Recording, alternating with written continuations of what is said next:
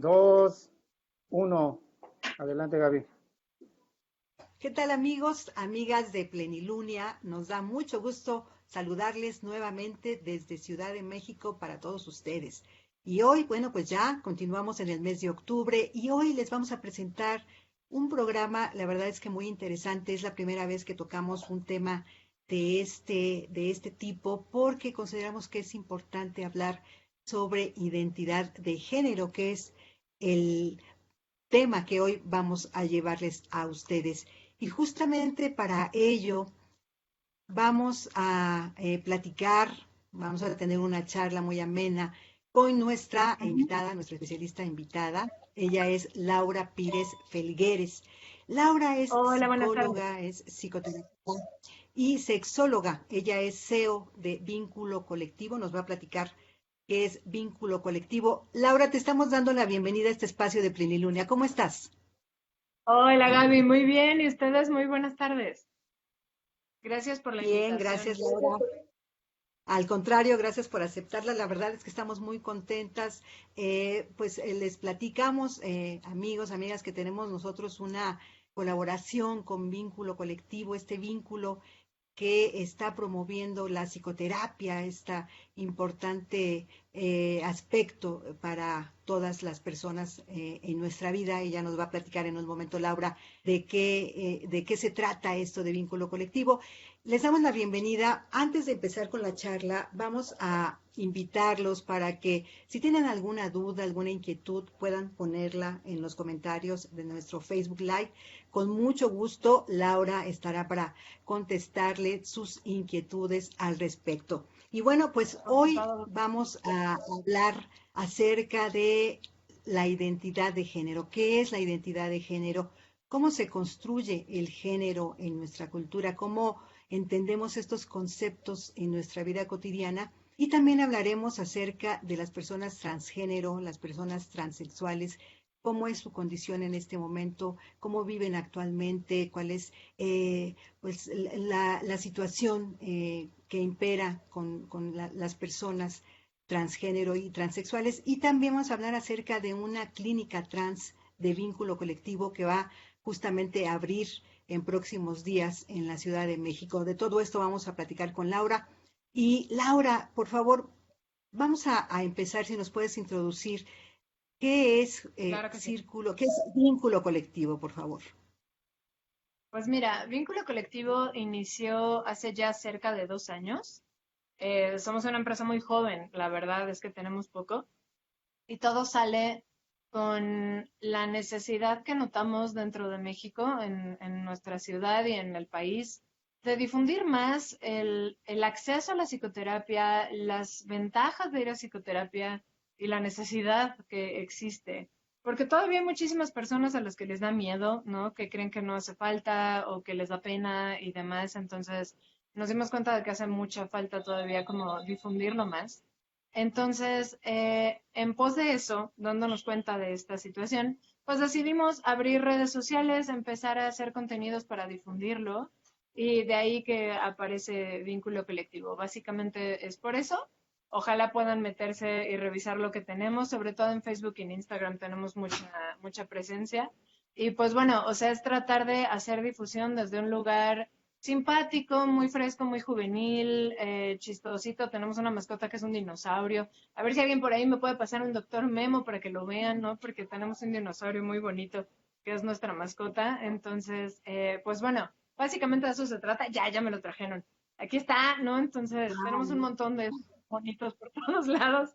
Así que bueno, como podrás darte una idea, no es tu típica clínica psicoterapéutica, no son tus típicos psicoterapeutas. Estoy muy orgullosa de quienes están en la red con nosotros porque son personas bien especiales, con formación académica impresionante, pero además con una actitud bien bonita, o sea, muy juvenil, muy animada, ¿no? Entonces hay como esta mezcla de que todo lo hablamos de manera muy seria, muy profesional, pero así, o sea, siempre es como con un toque muy divertido y eso me gusta mucho. Sí, sí, la verdad es que conocemos ya las redes sociales, las hemos visitado, nos encanta el concepto, son geniales, la verdad es que hablan justamente de todas estas situaciones con un toque de humor, como dices, y la verdad es que los invitamos, amigos, para que visiten a Vínculo Colectivo en sus redes sociales. Y hoy, pues, tenemos pues a su directora, tenemos a Suseba aquí, y la verdad es que estamos encantados porque hablar de identidad de género, Laura, es un concepto que quizás a lo mejor muchas personas han escuchado, otras no tanto, pero ¿para qué sirve la identidad de género? ¿En qué consiste este concepto, Laura? Si nos puedes explicar. Pues bueno, o sea, no es que la identidad de género sirva para algo, la identidad de género es parte de quienes somos, es uno de los elementos que tienen los seres humanos en su personalidad. Suele ser algo inevitable, ¿no? Incluso las personas que no se identifican con un género, es decir, las personas que se consideran agenéricas, de todas formas tienen una identidad de género, que es justamente un género neutro, o un no género. Así que, pues básicamente es algo que es inherente al ser humano. No es que tenga utilidad, pero lo vemos por todas partes. Es parte de lo que conforma nuestra sexualidad. La sexualidad es el cómo me vivo yo como hombre, como mujer, ¿no? O sea, justamente desde el quién soy, cómo me percibo. Así que bueno, la identidad de género es cómo me percibo yo, con qué género me percibo, cómo lo construyo.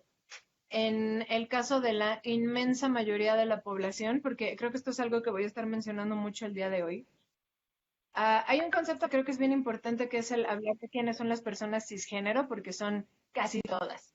Y creo que por eso es tan importante cómo se eso. Cisgénero significa que yo me veo con el género con el que nací, con el que se me da, digamos, así.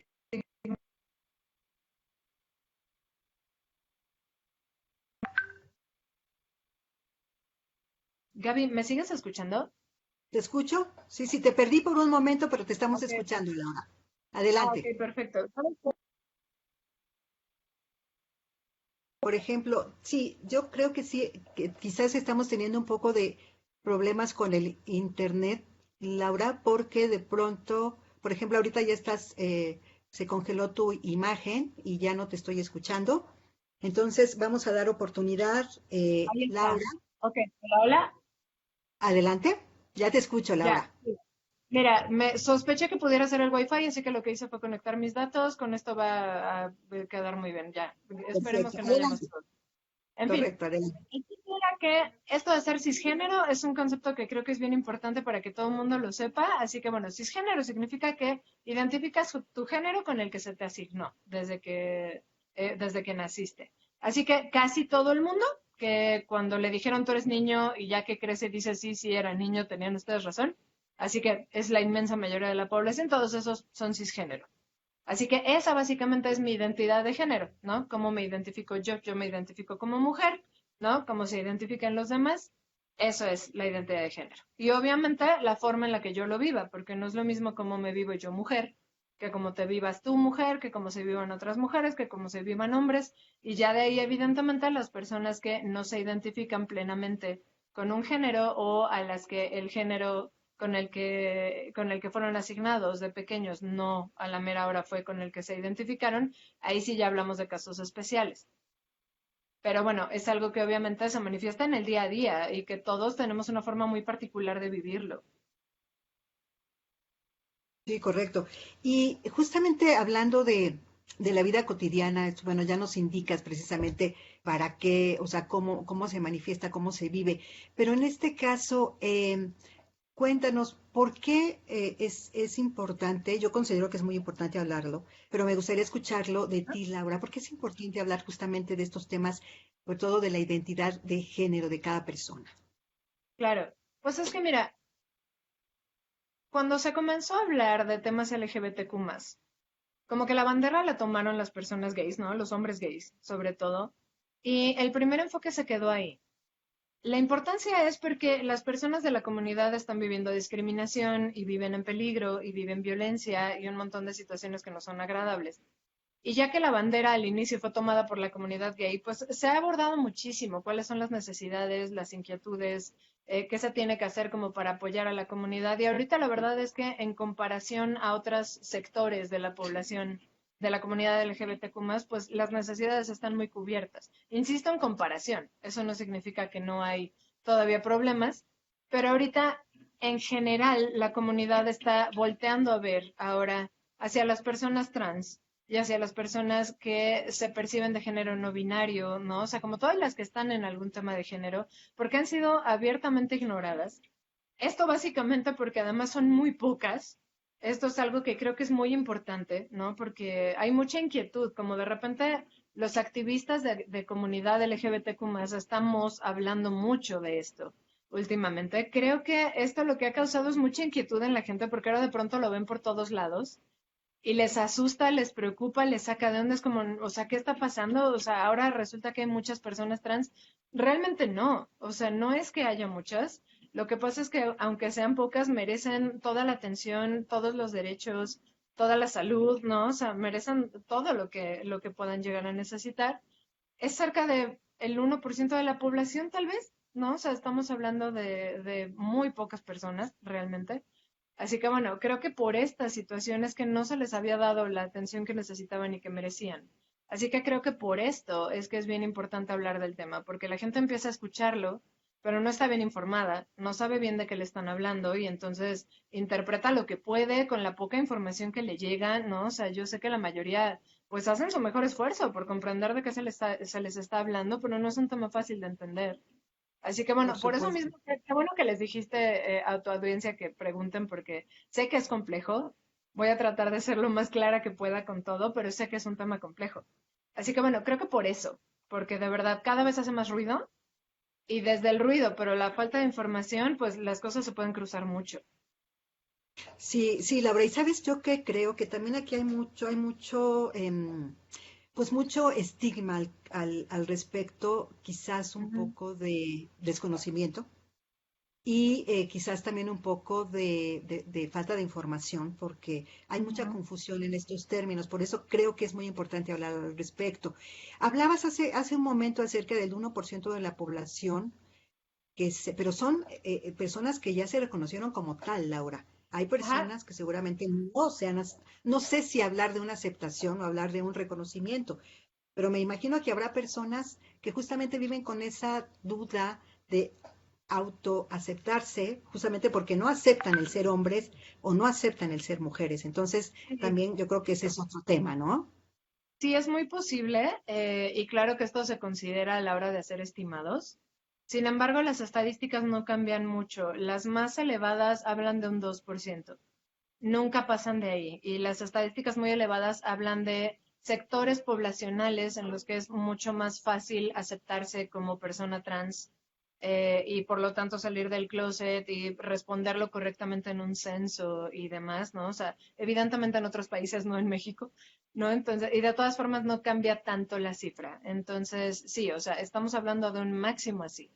Que a mí me parece, insisto, me parece muy relevante hablar de que son pocas personas porque creo que de verdad el ruido que se está haciendo entre toda esta mala información que hay, uno de los mensajes que me parece más peligrosos es el tema de que esto es como si fuera un tema influenciable, o sea, como si pudiera ser influenciado alguien como para cambiar de género, lo cual no existe, no es posible, ¿sabes? Aquí es donde como psicóloga, ¿no? Como psicóloga clínica que soy, puedo decirte que toda la estructura mental que tenemos sobre el género es algo que sería imposible de cambiar si no fuera así desde el nacimiento. También es por esto que sabemos que las personas trans nacieron trans. El hecho de que se nos asigne un género, que es, o sea, es la forma correcta de hacerlo. Al rato seguramente hablaremos de esto porque sé que vamos a hablar de qué hacer cuando eres el papá de un niño o una niña que te está reportando algo por el estilo, ¿no? Entonces, bueno, am, creo que, oh, perdón, se movió aquí esto. Ah, creo que el chiste con esto es que sepamos que son pocas personas que sí merecen atención, pero que no es una cifra que va a crecer, porque no es que se esté promoviendo que la gente cambie de perspectiva o que de repente tome decisiones de cambio de género o cosas por el estilo, o sea, no va por ahí. Y creo que de pronto hay el temor de que los activistas de este tema esto es lo que estén buscando, y no es así. Correcto. Sí, sí, fíjate que vamos a hablar de muchos, vamos a ahondar más adelante, pero a mí me gustaría, antes de continuar con la entrevista, insistimos, invitar a nuestros lectores, a nuestras lectoras, a que si tienen alguna duda, alguna inquietud, cualquier pregunta al respecto, nos las hagan llegar, nos las escriban ahí en nuestros comentarios de Facebook Live y con mucho gusto nuestra invitada Laura Pires, se las contestará con mucho gusto. Y Y bueno, con todo. Laura, para entender esta cuestión, platícanos. ¿Cuál es entonces la diferencia entre género y sexo? Y una pregunta más para complementar. Claro, ¿Cómo se construye entonces el género en nuestra cultura, Laura? claro. La diferencia entre sexo y género es bien sencilla de comprender, pero la verdad es que la gente la revuelve todo el tiempo. El sexo son las características biológicas con las que nacimos. Ahora, ojo, porque es bien importante considerar que características biológicas no significan nada más nuestros órganos sexuales externos. De repente existen personas intersexuales. Intersexual significa que tú naciste con características sexuales biológicas de parte de los dos sexos. Esto a veces se nota, pero a veces no. Y por eso es tan importante tomarlo en cuenta, porque en la mayoría de las ocasiones, sí, yo tengo una persona que nace con un pene y con unos testículos, bueno, con un saco escrotal porque todavía no puedo ver testículos, y puedo asumir que va a ser un niño, y es la decisión correcta. O sea, por supuesto que en la inmensa cantidad de las ocasiones vas a tener razón, pero a veces de repente resulta que ya que haces un escaneo, una tomografía, un ecosonograma, resulta que adentro hay ovarios. Entonces, de pronto, en uno de cada muchos casos, tenemos personas intersexuales y esto es algo que se descubre hasta mucho más adelante, usualmente en la pubertad, cuando de pronto empiezan a haber cambios que no eran los que se esperaban o no aparecen los cambios que se esperaban, ¿no? O sea, al niño no le bajan los testículos, a la niña no le aparece en ningún momento la menstruación, entonces ahí es cuando por fin se descubre. Así que esto es algo que creo que de pronto a futuros papás no se les dice. Nunca se les informa, oye, si de pronto algo notas que no sea como lo estándar que tú esperarías, pudiera ser el caso, ¿no? O sea, que en algunas ocasiones con las cosas más leves es uno de cada 100 casos, a veces es uno de cada 1000 casos, pero de pronto hay ciertos rasgos de intersexualidad que no son tan raros como quisiéramos creer. Y es algo que no se está hablando, que los pediatras no están hablando y que la verdad es que creo que o sea, cuando a mí me dicen es uno de cada 100 casos, para mí sí ya es una cifra que yo, si quisiera ser mamá, me gustaría que me avisaran, ¿sabes? Porque ya no es tan poquito. Claro. O sea, la verdad es que ya no es un porcentaje tan mínimo como para que no me importe. Entonces, en estos casos, pues bueno, se necesita de pronto alguna intervención médica. Después también tenemos caracteres biológicos en nuestro cerebro que no van a poder cambiar en términos de sexo, porque el cerebro también tiene sexo. Y es algo que la gente nomás tampoco sabe, ¿no? Nadie nos lo cuenta. Cuando nos dan clases de anatomía, nadie nos lo cuenta. O sea, no nos dicen, el cerebro de hombres y de mujeres es ligeramente diferente en ciertas partes. Y entonces también nuestro cerebro tiene sexo. Y en muchas personas, cuando ya descubrimos, ok, esta es una persona trans y de pronto se hace tal vez una tomografía, se descubre que hay rasgos diferentes. En el caso de las personas trans, a las personas cisgénero. Entonces, Ujú. bueno, pues sí, puede ser que nazcamos con un cerebro, con un sexo que no es el mismo que los órganos sexuales con los que nacimos. Así que bueno, sexo es eso. El género es la apreciación que yo tengo, es la forma en la que yo me percibo. Y por lo tanto el género es algo que es subjetivo, que es que no puedo, o sea, no puedo tocarlo, ¿sabes? O sea, no hay forma de explorarlo ni de verlo de ninguna manera, excepto en las expresiones de género que hagamos. Yo puedo verte a ti y tienes todas las expresiones de género típicas de mujer, ¿sabes? O sea, traes el cabello largo, tienes maquillaje, tu voz es suave, ¿no? O sea, incluso creo que tienes una blusa como con flores y demás, entonces, o algo por el estilo. Todo eso a mí me grita mujer, en nuestra cultura eso es mujer. Pero lo que estoy Claro, viendo es eso, evidentemente no te estoy viendo el sexo por ningún lado, ¿no? Porque correcto. si no sería otra clase de grabación. Entonces, esa creo que es una diferencia bien importante, porque la gente habla de sexos cuando nunca los están viendo, a menos de que sea porno, insisto, ¿no? Así que cuando estamos viendo a una persona, estamos viendo los géneros de las personas. Ujú. Y en el cómo lo construyo, que es como, o sea, como esta parte unida, ¿no? Yo lo construyo desde lo que se me asigna, porque yo nazco, ¿no? Y insisto, lo que dije hace rato, ¿no? Yo nazco con vulva que no es vagina, es vulva. La gente no ve tu vagina. A lo mucho si alcanzan a ver, lo que están viendo es tu vulva. Entonces, bueno, yo nazco con vulva, mis papás deciden que soy niña, e insisto, tienen razón en hacerlo. En la inmensa mayoría de los casos van a tener razón, así que está bien. Asumen que soy niña, me ponen nombre de niña, me tratan como niña, y en el me tratan como niña es donde entra la construcción del género, porque ¿cómo es tratar como niña? Y ahí va a depender muchísimo de cuál sea la cultura que me tocó vivir, ¿no? A qué cultura pertenezco, en qué década nací, en qué tipo de familia nací, ¿no? Porque habrá familias que dicen en esta familia las niñas tienen que traer el cabello largo y en otras tal vez no, y no es algo como tan obligatorio. Hay familias que van a decir, bueno, ok, si tú quieres jugar fútbol, soccer, está bien, ¿no? O sea, no pasa nada, eres niña y puedes ir y jugar soccer. Habrá familias en las que dirán que eso no es de niñas, ¿no? Habrá familias en las que me van a dar muñecas, otras en las que no, y así es como se construye la identidad de género, desde estos elementos, desde que alguien es muy pequeñito, en el que, bueno, ok, yo voy viendo el modelaje, además, ¿no? De mi mamá, de mi abuela, de mis tías, de mis primas, en fin, después con mis amiguitos, con maestras, etcétera, y todas estas personas me van modelando cómo se es mujer. Exacto, sí. Y de ahí esto cuando llegamos a la adultez, además de todas las exploraciones locas y las fases y etcétera de la adolescencia, llegas a la adultez y construyes, ¿no? Como esta manera que tú armes, a veces decididas y a veces inconscientes, en muchos elementos, ¿no? Que tú armas de cómo quieres ser mujer, cómo quieres ser hombre, mucho de lo que incluso no te des cuenta. Pero así es Esto como es lo que se terminamos. llama roles de género, Laura, Exacto. justamente de cómo me comporto, y esto Ajá. tiene que ver con la subjetividad, de cómo, o sea, tus experiencias que tengas, tus experiencias de vida, y no nada más es eso, sino que también arrastra a toda la familia, a toda la dinastía, con justamente su forma de pensar ante ciertas circunstancias. Exactamente esos roles de género, porque expresión de género es como lo muestro yo, desde lo que Ujú. yo decido de mí misma, ¿no? Entonces, esa suele ser más individual, mi expresión de género. Pero el rol de género, diablos, ese sí nos lo dan en la leche materna. Muchas veces cuesta mucho trabajo quitárnoslo y Sí. honestamente rara vez es algo que sirva para algo, casi siempre es un estorbo.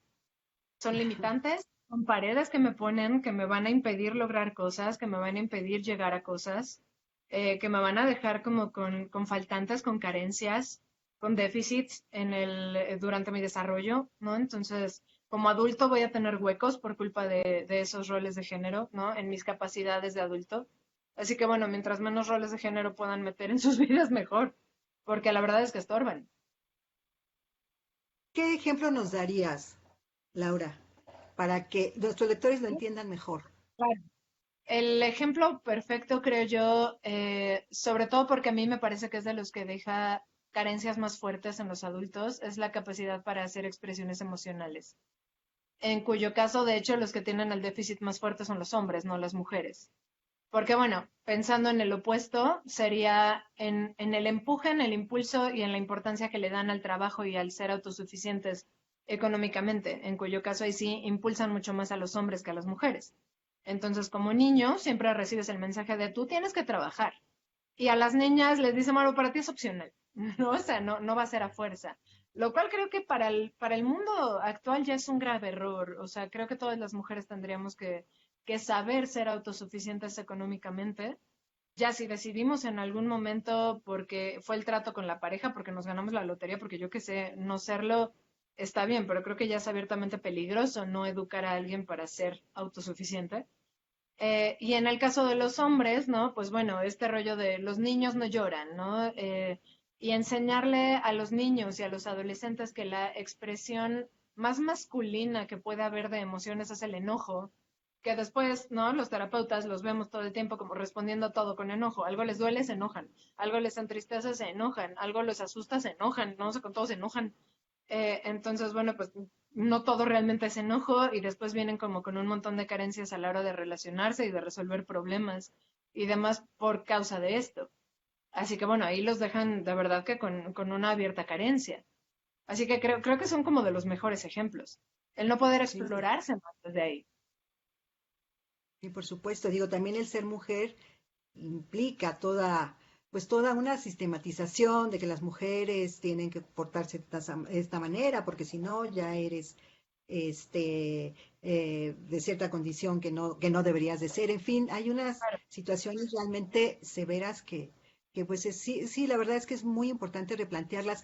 Y tú, digo, antes de seguir con la entrevista, pero a mí esto me parece importante, tú, en tu experiencia clínica, en la Ujú. gente que llega contigo, ¿cómo ves la situación? ¿Hay ya ciertos cambios en este sentido, por ejemplo, con las nuevas generaciones? ¿Lo están viendo de diferente manera? Muchísimo. Y me parece de las cosas más bellas que he visto, ¿sabes? O sea, Compártenos, eh, Laura. de que yo empecé a dar terapia, que ya tiene 15 años, entonces ya no soy nueva en esto para nada. Así que de que yo empecé a ver pacientes para acá, ha habido tantas diferencias, nada más para empezar, el porcentaje de pacientes masculinos que yo recibo ha crecido tanto. Cuando yo empecé, probablemente, ¿qué habrá sido? ¿El 10% de mis pacientes eran hombres? Y ahora hay momentos en los que llegan a ser ya incluso como el 40% de los pacientes que yo veo, lo cual a mí me parece maravilloso, porque además yo empecé hace no tanto. Tengo colegas que por supuesto no veían un solo hombre en su consultorio por años. Entonces, creo que ese ha sido un gran cambio, se dan ya más chance, lo cual me parece muy bueno. Creo que las generaciones nuevas son muchísimo más flexibles y cachan mucho mejor que no todo tiene que ser tan rígido, que los estereotipos son negativos, que se vale explorar más, que se vale ser más flexible. Entienden mucho más la necesidad de expresarse y de conocerse emocionalmente, psicológicamente y demás, lo cual creo que también es muy bueno. Estamos teniendo cada vez más generaciones que entienden muy bien la necesidad de la salud mental y de cuidarla, que bueno, o sea, eso quiero creer que nos traerá un mundo bien distinto en algún momento. Así que sí, yo veo cambios y son buenos, son muy buenos cambios. Qué bueno. La verdad es que esto es muy alentador escucharlo, porque la verdad es que eso de vivir de manera, pues, infeliz, pues la verdad es que no tiene ningún sentido y creo que pues debemos justamente hacer todo lo posible por avanzar en este sentido, tanto hombres como mujeres, ¿eh? Esto es así de Ujú. forma pareja. Sí, claro. Laura, rapidísimo, aquí la diferencia, justamente, digo, ya para entrar a hablar de transgénero y transexual, Ajá. eh, ¿cuál sería la relación entonces entre identidad de género y orientación sexual? Quizás a lo mejor ya lo tocaste, pero me gustaría que lo ahondaras un poco más, por favor. Sí, no te preocupes. La diferencia con identidad y orientación o preferencia, los sexólogos usualmente hablamos de preferencia genérica, de hecho. Eh, Cuando hablamos de identidad, pues es el cómo me percibo yo. Y cuando hablo de preferencia es quién me gusta. Y en el quién me gusta es totalmente hacia afuera, ya no tiene nada que ver realmente conmigo, ni con cómo me perciba yo. Que creo que es una de las confusiones más frecuentes. Es decir, esta creencia de que si eres una persona homosexual, entonces es porque te crees del otro género, ¿no? O sea, que los hombres gays creen que son mujeres, que las mujeres lesbianas creen que son hombres, y nada más lejos de la realidad. Entonces, bueno, esa creo que es como una confusión frecuente, o que las personas transexuales seguramente también tienen ahí temas de preferencia. Cuando las personas trans, ¿no? Transexuales, transgénero, no importa, suelen tener exactamente la misma incidencia de homosexualidad que las personas cisgénero, es exactamente igual de frecuente. Entonces, que bueno, ahí en ese caso es un porcentaje más elevado. Personas homosexuales, ¿no? Sin importar de qué género sean, tenemos alrededor del 10-15% de la población. Nada más por si les interesaba el dato, ¿no? Porque estoy llena de datos ñoños. Entonces, nada más por eso. Pero bueno, esa es la diferencia. Una es cómo me percibo yo y otra es quién me gusta. Y no están conectadas de ninguna manera. Correcto. Correcto. Oye, y justamente hablando de datos, aquí la cuestión de transgénero, que ya nos vas a explicar de qué se trata, y transexual, o sea, hablabas del 1% de la población, pero esto, curiosamente, yo te preguntaría, ¿está registrado de manera oficial? O sea, es decir, el INEGI contabiliza a esta población ya en las estadísticas, en las últimas estadísticas de, supongo, en México. En el censo no lo preguntan, estos son estudios aparte siempre, pero Sí. afortunadamente no solo son cifras mexicanas, son cifras universales. Entonces, esto es muy afortunado porque además nos ayuda a comprender más que este es un tema de nacimiento, que la cultura no tiene nada que ver, que los cambios de época tampoco, ¿no? Porque se hacen estudios longitudinales y la cifra no cambia, que no tiene nada que ver con si la sociedad es rígida o no, con la religión prevalente en este sitio o no, no tiene nada que ver, ni la alimentación, absolutamente nada, porque en el mundo entero la cifra es exactamente igual. Porque también en el mundo entero, al menos en los países que lo permiten, porque de repente hay uno que otro por ahí en el que este tema ni siquiera se puede hablar, pero por suerte son 2 o 3 por ahí, ya sabemos cuáles son, ¿no? Pero en todos los demás se han hecho estudios y se han hecho estudios desde hace 50 años, o sea, esto no es nuevo. Y la cifra no cambia. Entonces, así como te digo, siempre se considera que es alrededor del 1,5 de la población y lo máximo que se ha dado es un 2. Ah, correcto. Y, Sí, y, siempre. y, y en la parte de, más adelante, igual no sé si me lo quieras comentar ahora o más adelante, la parte jurídica y la parte legal, también cómo se encuentra en México. Pero, ¿qué te parece, Laura, después de que invitar a nuestros amigos, amigas de Plenilunia a que expresen sus preguntas al respecto? Si nos puedes ya dar una definición de cuáles son algunas de las categorías o algunos tipos de personas trans. Ok, solamente hablamos de dos formas de comprender esto, que es las personas transgénero y las personas transexuales. No hay más. Fuera de eso, sé que existe el tema no binario, etcétera, etcétera. Es demasiado complejo como para explicarlo todo en una sola sesión, así que yo preferiría dejar eso a un lado. Con todo gusto respondo preguntas si alguien quiere hacerlas, pero preferiría dejarlo a un lado porque si no se me hacen bolas. Adelante. Transgénero y transexual es bien sencillo de comprender una vez que ya nos dicen desde dónde viene. Alguien transgénero es alguien que simplemente no se identifica con el género que se le asignó. Entiéndase, si yo nací con mi vulva y me dijeron que era niña y yo soy un hombre trans, pues no me identifico con ese género de mujer que se me asignó y ya, ¿no? O sea, es el género, pero la vulva no me hace ruido. No tengo problema con ella, puedo vivir una sexualidad normal comúnmente con ella. El género mujer es el que me hizo ruido, ¿no? Entonces, si yo soy un hombre transgénero, pues hago, ¿no? O sea, como lo que yo requiera para mostrar un género masculino.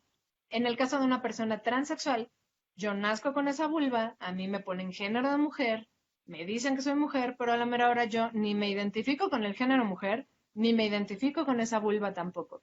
Y entonces hago todos los cambios que yo requiera, ¿no? En mi vestimenta, en mi actitud, etcétera, etcétera. Y ahí es donde depende de si yo decido, desde motivos médicos, de salud, personales, económicos, en fin, si puedo o no puedo, o quiero o no quiero hacer cambios en mi físico, porque hay muchas ocasiones en las que alguien te va a decir, no, sí, o sea, tengo mi vulva, soy un hombre transexual, tengo mi vulva y no me gusta y no me identifico con ella y me hace ruido y me causa disforia de género y demás, pero por este motivo decido dejarla así.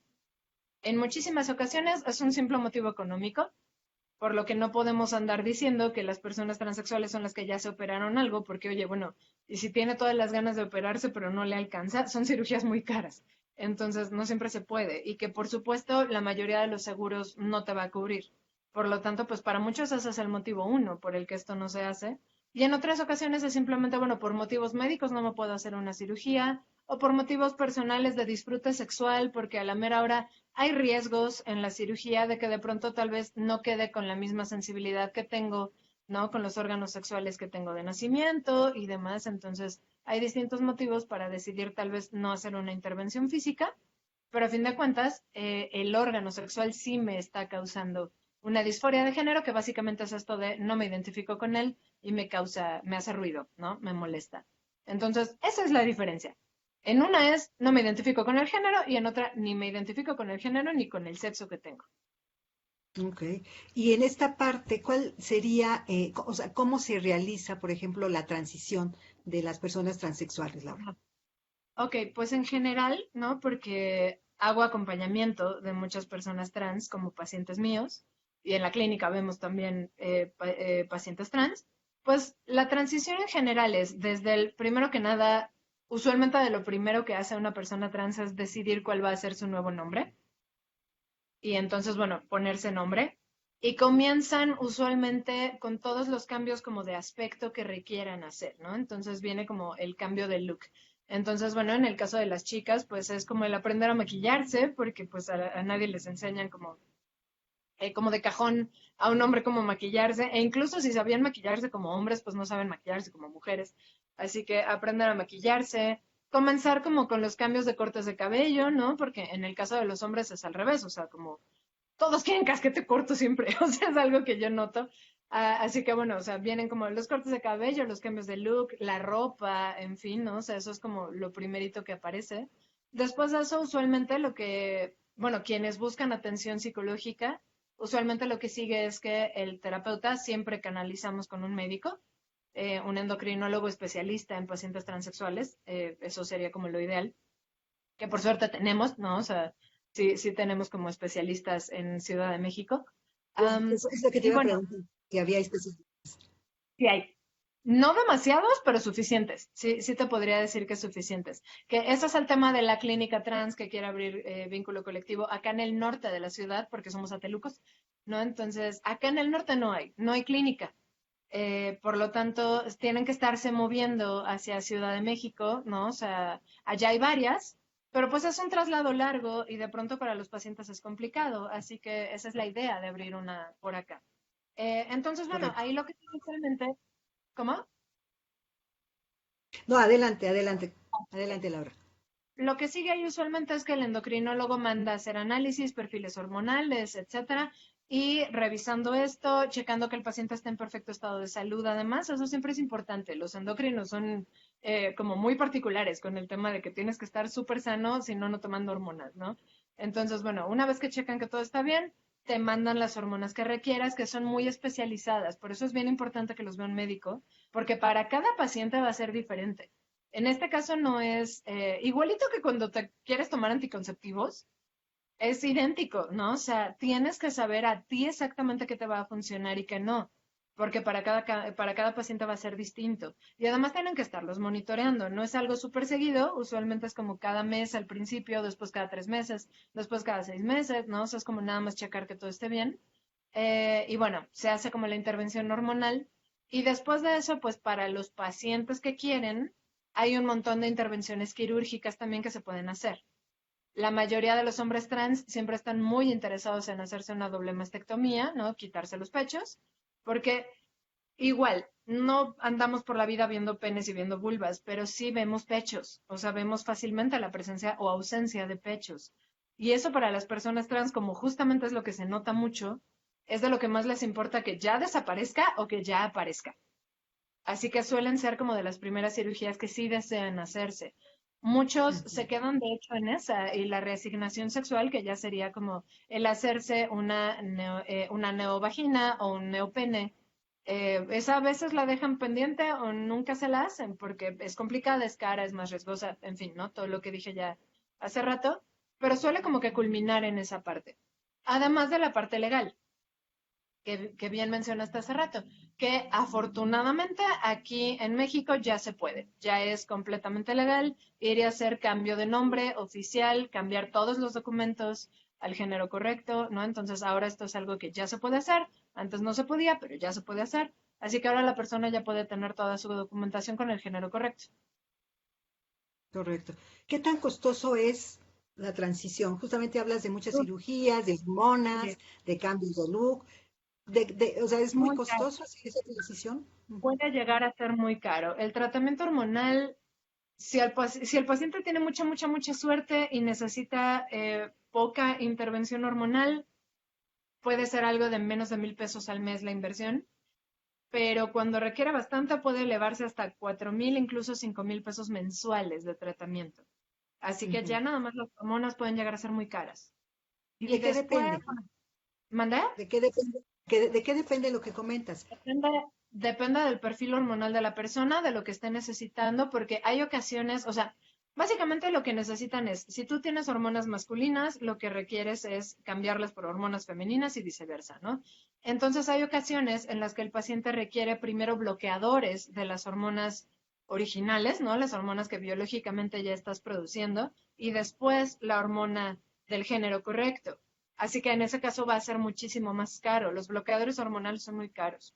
En este caso también lo que se recomienda muchísimas veces y muchos pacientes se lo hacen es de plano retirar testículos o retirar ovarios para que entonces dejen de producirse las hormonas que no les están sirviendo, para que entonces ya sea nada más el reemplazo hormonal de las hormonas correctas y el tratamiento se vuelve mucho más fácil, mucho más saludable y además mucho más barato. Así que es algo que muchos hacen. Después de esto, las cirugías. Híjole, implantes de pechos están costando alrededor de 50,000 pesos en promedio, pero la mastectomía es más cara. Así que en el caso de los hombres trans les sale un poco más caro, suele estar como en 70,000 pesos retirar los pechos. Por supuesto, esto varía de cirujano a cirujano, o sea, no puedo dar como precios específicos. Una histerectomía, por ejemplo, para retirar, ¿no? En el caso de los hombres trans, tenemos un caso reciente, creo que costó 40,000 pesos, más o menos. Y diablos, las resignaciones, ahí sí, es decir, el crear un neopene, crear una neovagina, pueden ir desde 150,000 para arriba. Y a veces son cirugías de 300,000 pesos, ¿no? Entonces, esa es la cirugía más cara de todas. Además de esto, pues bueno, cirugías faciales, ¿no? Que también, o sea, rinoplastías o poner implantes, quitar grasita, etcétera, etcétera, ¿no? O sea, como para reestructurar el rostro. Hay quien también se hace algunas cosas así y esas pueden ir de 50,000 pues para abajo, ¿no? O sea, dependiendo igual el cirujano, algunas son de 20,000, algunas de 30,000, algunas de 15,000 porque agarraste descuento, ¿no? O sea, depende. Pero en Sí. general, como te podrás dar una idea, pues no es algo barato. O sea, estamos hablando de que muchos pacientes fácilmente se pueden llevar 1,000,000 de pesos en esto, muy Ujú, fácilmente. Así que es una correcto. inversión bien importante. Sí, además me imagino que en cuanto a su salud deben de tener chequeos médicos constantes, justamente para Sí, revisar que claro. todo esté bien. Ujú, Pues sí, que en general no suele haber un problema. O sea, es decir, las hormonas de todas formas son algo que los seres humanos tenemos en el cuerpo. Así que no suele ser un problema, pero sí debe de estar vigilado que sea como la dosis correcta y que estén ocurriendo los cambios deseados correctos. Y en el ujú. caso de cirugía, pues caray, o sea, la precaución para cualquier cirugía, o sea, sí hacer como todos los análisis previos y demás y checar que el estado de salud esté óptimo como para hacer una cirugía y pues los riesgos de cualquier cirugía, ¿no? Pero pues es un asunto promedio. Correcto. Hablando justamente bueno, nada más, ¿las hormonas se toman o se inyectan? ¿Cómo son las hormonas? Algunas son tomadas y algunas son inyectadas. Típicamente estrógenos es muy fácil tomarlos, testosterona tiene que inyectarse. Ujú, correcto. Hablando de la familia, justamente la familia de una persona transexual, Ujú. eh, ¿cómo lo viven? ¿Cómo lo viven? Y también me imagino que debe haber un acompañamiento psicológico, un acompañamiento emocional para todo este proceso, Debería de tanto para haberlo, la pero persona como para la familia. sí, claro. ¿Eso cómo se... Ajá, y debería de haberlo, pero muchas veces lo rechazan. Yo sí creo que los familiares de una persona trans, a menos de que sean de estas familias increíbles, aceptantes, flexibles, padrísimas, que lo toman súper bien, las que incluso son las primeras en decir, oye, no, esto yo ya lo sabía, ¿no? Porque hay ciertas familias, o sea, es raro que suceda, pero hay ciertas familias divinas que cuando el chico adolescente o la chica adolescente trans dice, oye, es que creo que esto, dicen, se notaba, ¿no? O sea, era algo que yo sabía de ti. No te preocupes, ¿no? Vemos qué onda. Esas creo que tal vez no necesitarán tanto y de todas formas siempre ayuda un poco de acompañamiento. O sea, más que nada, o sea, no para que lo acepten ni para que estén bien con el tema, sino más bien como para acompañar toda la transición, porque de verdad que puede volverse cansada y desgastante. En el Claro. caso de las familias que no lo aceptan tan bien, porque hay muchas que no tanto, y aquí es donde, bueno, si en este momento me están escuchando personas, sobre todo adolescentitos, adolescentitas, que se consideran trans, ¿no? O sea, que se consideran transgénero, transexuales y creen que su familia no va a responder bien porque ya los conocen, ¿no? Porque están viendo qué clase de valores familiares hay y demás. Híjole, ahí es donde yo sí recomendaría que se esperen a ser completamente autosuficientes económicamente antes de dar la noticia, porque sí hemos tenido casos de chavos a los que los corren de la casa de inmediato. Entonces, bueno, pues, o sea, como para el que no te quedes desvalido, ¿no? Así de un día para el otro. porque sí hay muy malas respuestas de pronto. Creo que lamentablemente justo también es un tema por el que necesitamos mucha información, porque, o sea, un comentario que escucho muy seguido por parte de las familias de mis pacientes es que les dicen que están siendo muy egoístas por decidir, ¿no? El cambio, porque no piensan en cómo se van a sentir ellos, en cómo lo van a vivir y demás, ¿no? Y la parte que es bien importante que se comprenda con esto es que una persona trans no está decidiendo ser trans. Una persona trans es trans y no le queda de otra. Y más bien está siendo muy valiente por salir del closet, porque quedarse dentro del closet es de estas cosas que nos sube de manera abismal el porcentaje de suicidios que puede haber dentro de esta población. Y por Eso, eso es tan importante que esto pase, ¿no? por Porque de supuesto. verdad que sí es un poco una sentencia de muerte el no poder vivir esto bien. Es Claro. imposible, de verdad imposible vivir con una salud mental correcta tratando de ocultar esto. Imagínate cómo vivirías tú tratando de ocultar que eres mujer, ¿sabes? O sea, es imposible. Yo ni siquiera me Sí, lo logro imaginar. sí, qué Entonces, bueno, difícil. ¿manda? Sí, qué difícil ha de ser Sí, en esa situación. sí, totalmente. Así que bueno, a la familia, usualmente le digo a mis pacientes que le den tiempo a sus familias, usualmente va mejorando muchísimo la situación. Acabo de ver a una de mis pacientitas, una chica que de principio los papás lo tomaron bastante mal y este tipo de respuestas de, pero piénsalo bien y a lo mejor es una fase y tal vez se te quita y no te podemos ver así, no lo aguanto, no, o sea, como muchísimo rechazo y ahorita puede vivir con ellos perfectamente y ya, o sea, lleva ya 2 años con hormonas, entonces ya se ve súper distinta y ya están tranquilos, ¿sabes? Así que a veces lo único que se requiere es tiempo. Siempre pido también como mucha comprensión porque a fin de cuentas, aún para los papás más lindos y más adorables, es un duelo, porque van a dejar de tener al hijo para ahora tener una hija o viceversa, ¿no? Entonces, pues sí se vive un duelo, o sea, es como, bueno, qué padre, ahora tengo un hijo, pero oye, voy a extrañar a mi hija, ¿no? Por Entonces, su- pues eso, o sea, ahí hay como todo un proceso que se tiene que dar chance de vivir. Así que bueno, pues hay que tomar tiempo y sí, de preferencia que consulten a un especialista, pero por favor a un especialista, porque ahí es donde también, caray, acaban ya de prohibirse los tratamientos de conversión, Así es. afortunadamente. Esto no Afortunadamente, eso. significa que no van a seguir por ahí rondando durante muchos años, ¿sabes? O sea, a escondidas y lo que quieras, pero eso no significa que no van a seguir por ahí. Y muy lamentablemente muchos que simplemente son psicólogos o psicoterapeutas, pero no tienen formación en esto, no van a dar las respuestas correctas. Y por eso creo que es Correcto. tan importante acercarse con un sexólogo o con un especialista en sexualidad, porque si no, o sea, sí, sí, de verdad que puede que haya muchas faltantes. Por supuesto, claro que sí. Laura, si te parece, digo, al final platicamos Claro, ya de la clínica, el tiempo se nos fue rapidísimo, está súper interesante la plática, pero mira, vamos a dar paso a las preguntas. Laura, Paola de Lucio pregunta, hola, ¿qué comprobación científica hay para que se mencione que se nace trans? ok, bueno, lo que puede hacer ella es ponerse a buscar, ¿no? O a lo mejor hasta contactarnos en vínculos si gusta.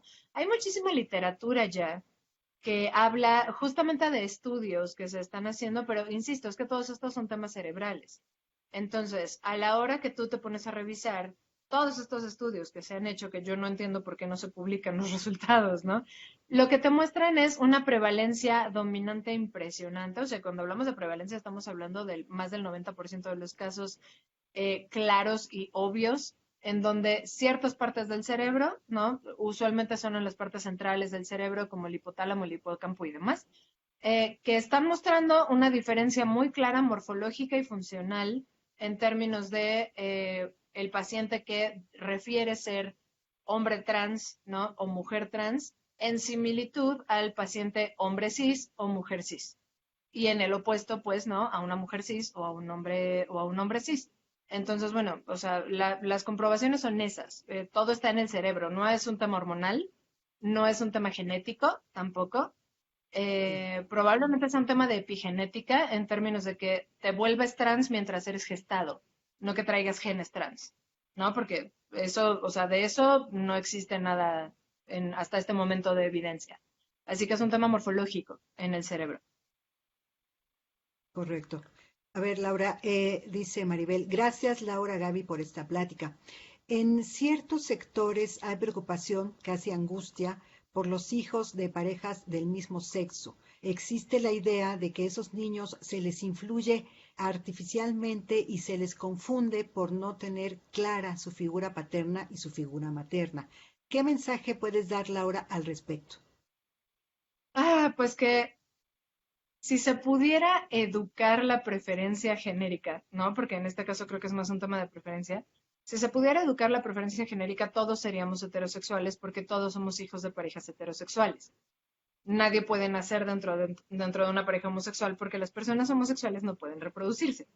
Así que en el caso de la homosexualidad, y ojalá algún día hagamos un programa completo de eso, ahí sí está ya bastante más entendido, ¿no? Que es un tema epigenético. Ahí hay estadísticas y estudios mucho más grandes al respecto. Es bien interesante.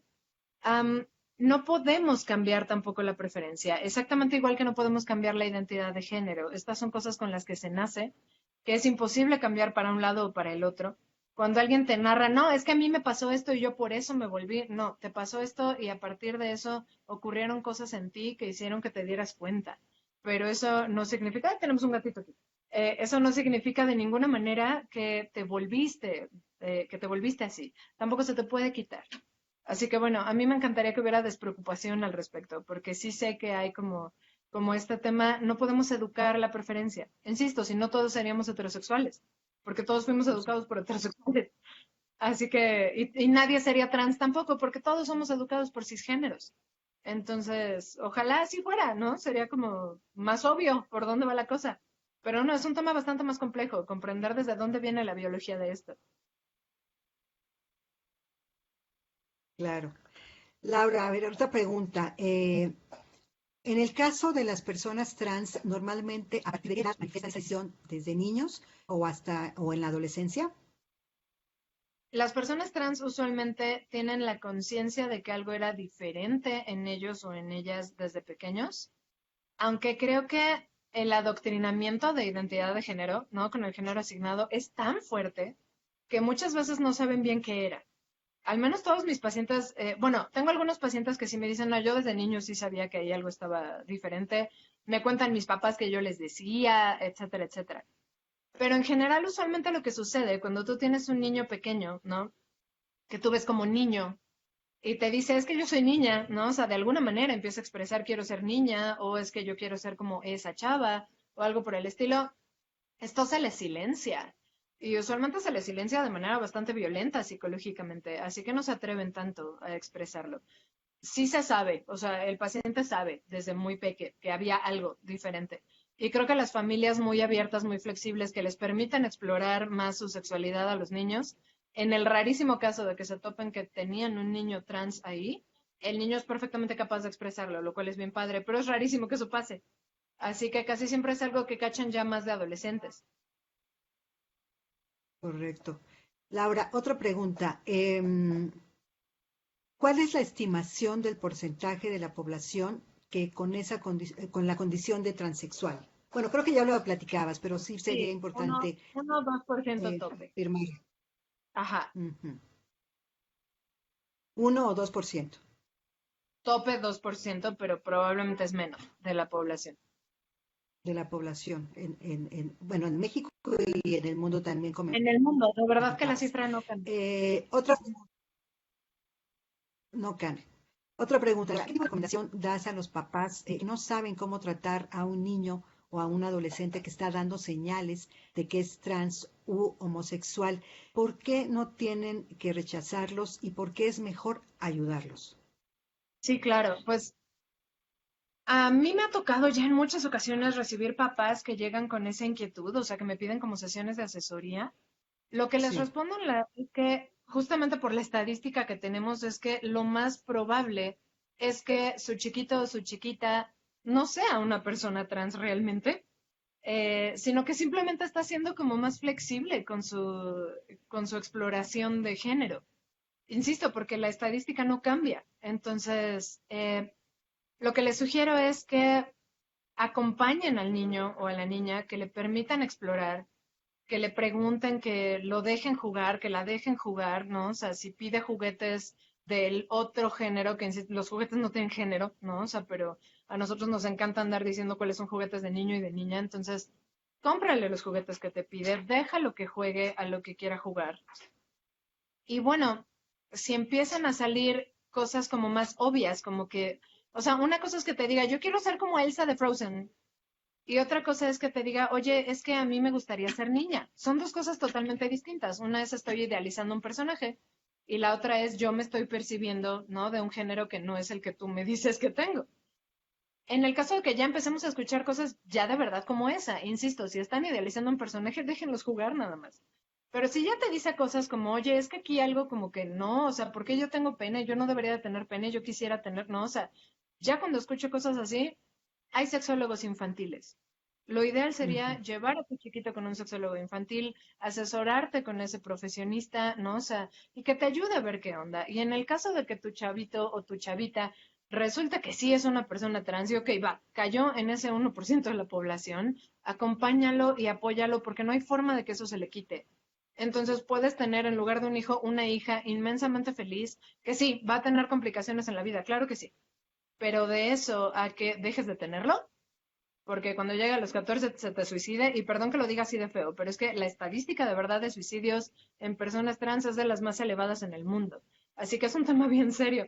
Así que bueno, acompáñalo, aprende a quererlo con el género correcto, vas a poder, ¿no? Acompáñalo con el Ujú. género correcto, vas a poder. Y se termina el tema. Sí, sí, sí. ¿Tienes el dato de la tasa de suicidio de personas o de adolescentes trans? No, no la tienes a la mano. Si no, bueno, De repente creo que dentro del grupo de suicidios, o sea, del 100% de los suicidios, creo que el 14% es de personas trans. personas Que trans, si pensamos correcto. que las personas trans son nada más el 1% de la población mundial, pues es bestial. Por supuesto. Ok, Laura. Otra pregunta, Laura. Pregunta Mariana. Hola, muchas gracias por la plática. Laura, ¿sabes desde cuándo se tienen registros históricos de personas que hayan dicho públicamente que eran trans? Milenios. Aquí es donde la gente cree que esto es nuevo, ¿sabes? Muchísimas culturas, incluyendo la cultura mexicana, ¿no? La cultura mexicana mesoamericana, además, o sea, esto es antes de la conquista. Entonces, por milenios, muchísimas culturas tenían perfectamente comprendido que había personas que nacían y no embonaban bien como hombre ni como mujer, y entonces, pues a la manera que podían comprenderlo, se convertían en tercer género. Aquí en México, por ejemplo, los mushes, ¿no? Las Sí, mushes son sí. la manera en la que se comprendía, ¿no? Este tercer género. Entonces, una mujer mushe, ¿no? O una persona mushe, pues así tal cual, no se entiende ni como tal cual hombre ni como tal cual mujer, sino como un tercer género. Pero hay en muchísimos lugares del mundo, ¿no? Los dos espíritus, los tres espíritus, en la India también, o sea, hay muchísimas partes del mundo en las que desde hace milenios esto se conocía, se entendía y se aceptaba. Es muy nuevo lo de no aceptarlo. Ah, mira, qué Ajá. interesante esa observación. Otra pregunta, Laura, dice Jorge, se ha escuchado por muchos años y ha salido en las películas y series de que el machismo radical, o sea, el rechazo rotundo a la homosexualidad, representa en realidad una homosexualidad reprimida. ¿Esto es cierto? ¿Qué opinas, Laura, al respecto? No siempre. A mí me parece que también ahí la verdad es que son ganas de molestar. Creo que es algo muchísimo más profundo y complejo que eso. El machismo es un sistema completo, ¿sabes? Que viene del patriarcado además. Entonces, el rechazar a la homosexualidad es como una de las instrucciones, de las tantas instrucciones que nos da el machismo, ¿no? Eso no se hace. También rechazar muchas cosas de las mujeres, ¿no? Es algo que se nos instruye desde el machismo. Entonces, decir que todos los hombres machistas son homosexuales, que como homosexuales Reprimido. de clase, ¿no? Pero es lo que dicen, híjole, pues bienvenido, porque el 100% de los hombres son machistas, igual que el 100% de las mujeres. A todos se nos educa en el machismo, nada más algunos tenemos menos y algunos tienen más. Entonces, no, me parece que es sobresimplificar las cosas. Seguramente sí hay unas cuantas personas que desde tanta negación de sí mismas rechazan hacia afuera, pero definitivamente ni es la regla, ni creo que sea la mayoría.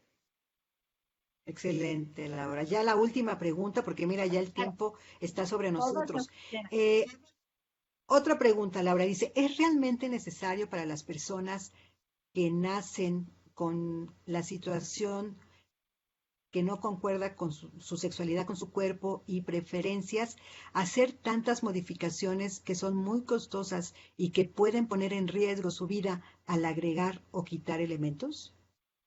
Como contaba yo hace rato, no es necesario que muchas no hacen tantas.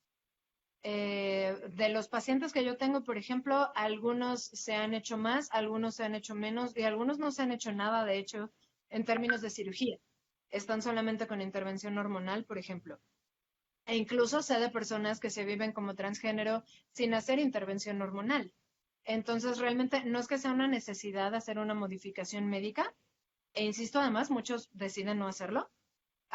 Pero para muchísimas de estas personas sí les hace la vida más cómoda y más fácil.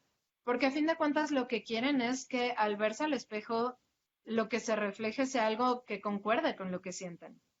Así Claro. que bueno, pues, y también esto muchísimo tiene que ver, claro, con cómo era su fisionomía de origen. O sea, es muy diferente, ¿no? Cuando alguien tenía como un cuerpo que se desarrolló demasiado masculino, tratar de desarrollar como un género femenino sobre ese cuerpo, que cuando era alguien, pues, ya sabes, más dentro del estereotipo, ¿no? O sea, más finito, más delgadito, en fin. Entonces, todo depende a fin de cuentas de lo que la persona vaya decidiendo. Porque además algo bien interesante es que las personas trans suelen darse mucho más chance de explorar cómo quieren realmente vivir su género. Los cisgénero no nos lo preguntamos tanto, hacemos lo que nos dijeron que teníamos que hacer y ya, ¿no? Exacto. Pero las personas trans como que lo exploran mucho, entonces, sí me quiero maquillar, pero no tanto, ¿no? Sí me quiero cortar el cabello, pero no tanto, ¿no? O sea, como que sí lo revisan más. Correcto. Laura, y pues para terminar, cuéntanos acerca de la clínica trans de vínculo colectivo, ¿dónde se encuentra? Pues ¿Ya bueno, se abrió? sí.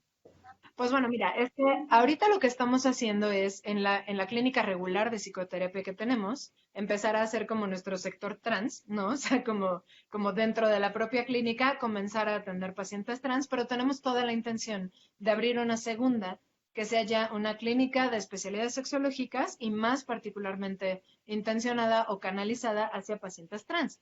Pero bueno, para eso se requieren recursos y estamos tratando de crecer. Tenemos ya donadora y toda la cosa, ¿no? Como para recaudar fondos, así que si nos quieren ayudar por ahí, los que nos ven, estaría padrísimo. Así que bueno, esa es la intención.